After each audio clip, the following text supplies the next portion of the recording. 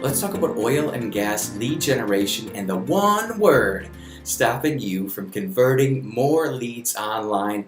And just like everything else digital, this sounds really fancy and complicated, but it's not. It's quite simple. We're talking today about how many people, when they go to your website and read about what you do, does that resonate with them so much that they go, oh my goodness, this is what I've been looking for, and they fill out a lead form and click submit so that your sales team can get them on the phone and sell them something.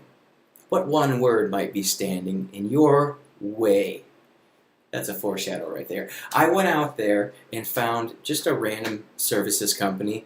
It's actually an HVAC company that shall remain nameless because probably wouldn't be good for my oil and gas lead generation to be naming names. But here's an example from their site of copy that I found, and then we'll contrast that with something that I came up with and see if you can notice the difference. Over the last 6 decades, we have earned a position of leadership in our field. The company is known for superior systems, excellent service, and comprehensive parts backup. Not bad, and obviously given the fact that they've been around at least 56 years longer than our company, they probably could teach me a thing or two about oil and gas lead generation. So I'm not saying anything negative about this company, clearly a really good company with a proven track record. I'm asking, how can we change just a little bit of the language here and possibly generate more leads? This is what I came up with. You don't become a leader overnight with insert company name. You get access to technicians and a 24/7 support staff that has consistently delivered for over 60 years. Just one phone call will show you what the company is known for, ... You heard the rest of the story. Did you notice the one difference? The one difference was really a couple differences, but you can boil it down to the difference between the we and the you. Last week, we talked about oil and gas social media. Your customers really do not care about you, and this is in that same vein. The same way that we like to talk about ourselves on social media in this industry, we also love to talk about ourselves on our websites. There's just one problem. Your customers don't care about you. The only thing your customers care about is what you are going to do for them. And that's the difference between the first couple sentences and what I came up with. It's about shifting the language and shifting the way that you think and even talk and think about your products and services, shifting that language to not make it about you, to make it about them, to make it about your customers.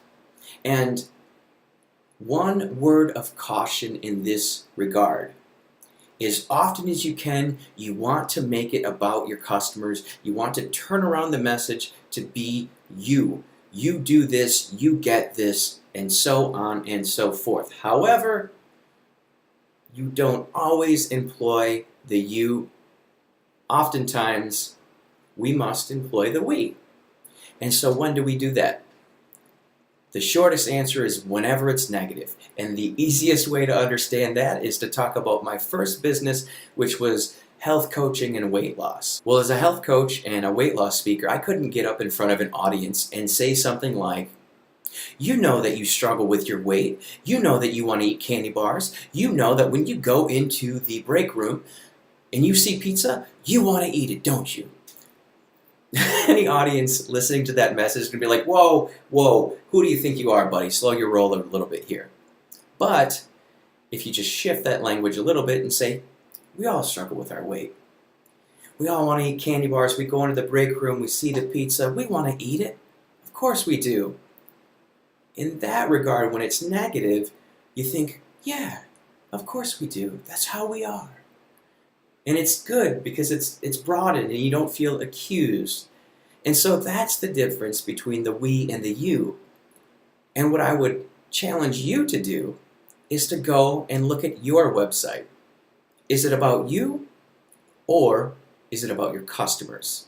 And what your products and services will ultimately do for them.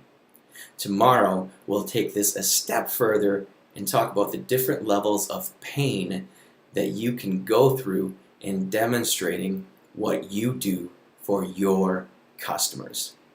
So I hope this was helpful. Once again, if you're listening to this via the podcast feed, you can find the transcript and all the additional links at triberocket.com/OGM8.